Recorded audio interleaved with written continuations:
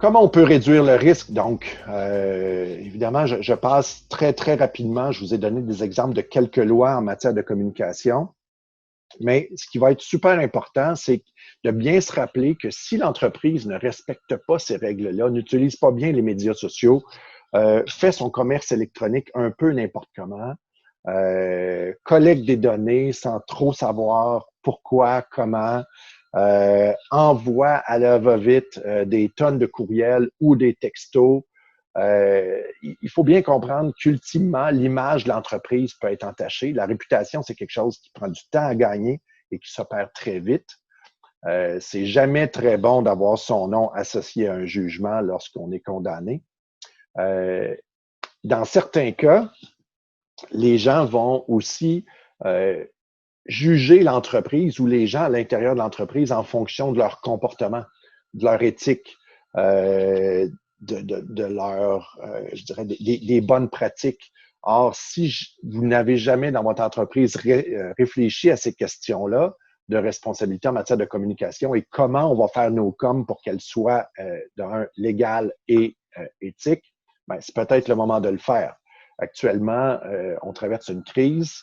Les gens sont parfois empressés, sont rushés, ils veulent faire ça vite, font des erreurs, incluent des adresses courriels ou des numéros de téléphone qui ne devraient plus être là, ils le font quand même.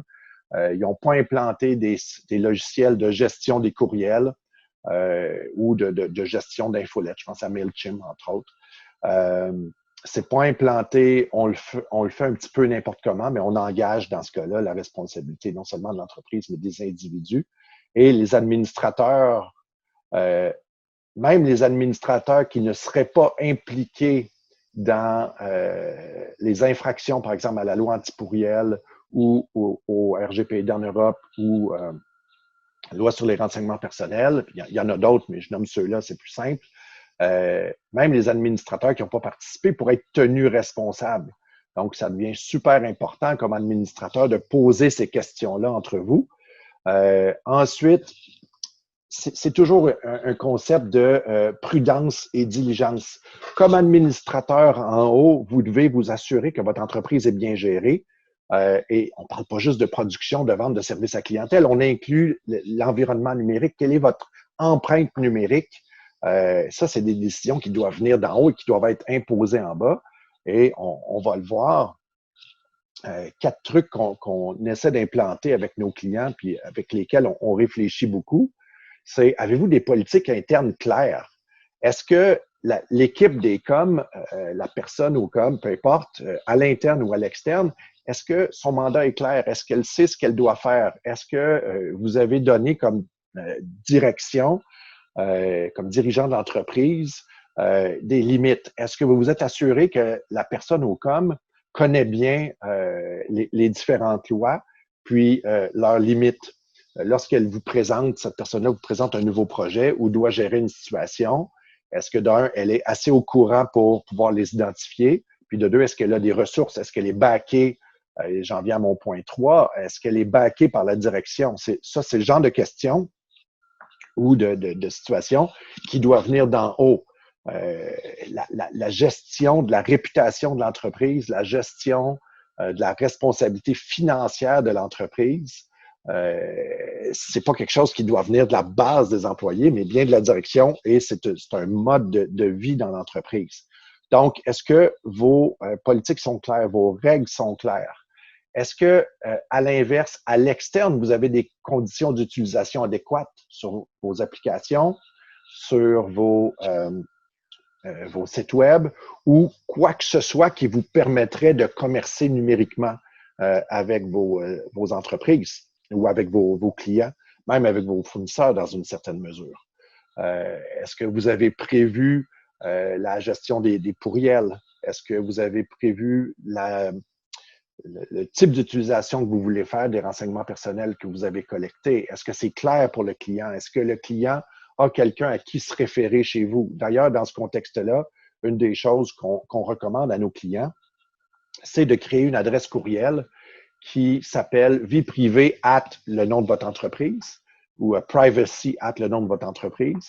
Et tous les courriels, toutes les demandes de tiers qui viendraient à l'entreprise devraient passer par cette adresse-là. C'est une adresse que vous allez utiliser dans vos politiques d'utilisation, politiques de confidentialité. Et à chaque fois qu'on va parler de renseignements personnels, de pourriel, de gestion de la vie privée, c'est l'adresse courriel que vous devriez utiliser.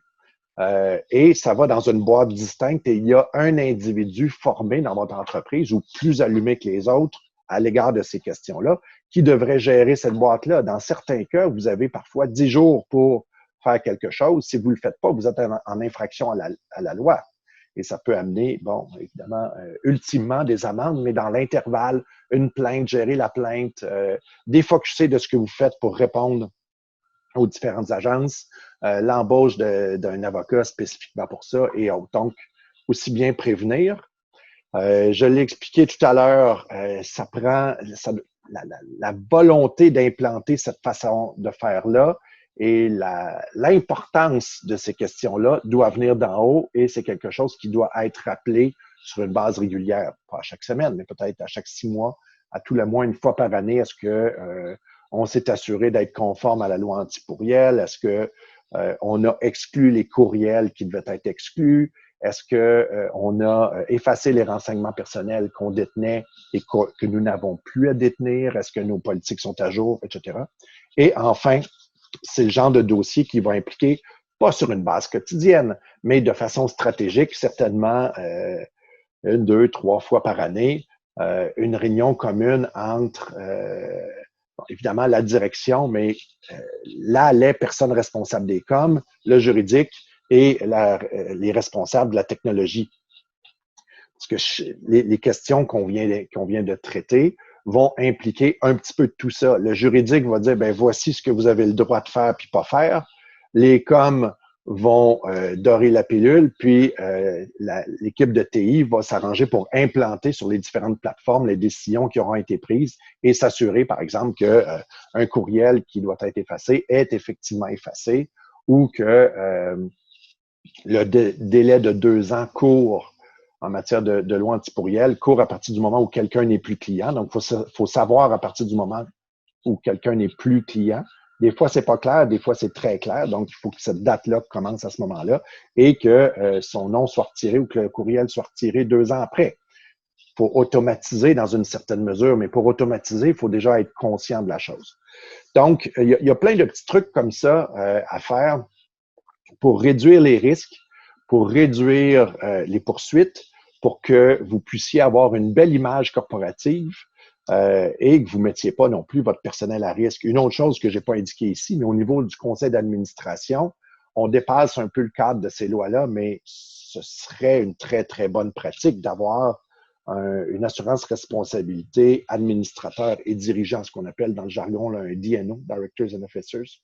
Ce serait une excellente chose pour vous prémunir les administrateurs contre des actes qui auraient pu être posés par des tiers ou des employés et qui engendreraient votre responsabilité, par exemple. Donc, il y a moyen de faire énormément de prévention. Il s'agit d'y réfléchir et de prendre les bouchées une à la fois pour ultimement l'implanter et d'être conscient de la chose, de poser les questions, puis de s'équiper ou de s'entourer de la bonne équipe.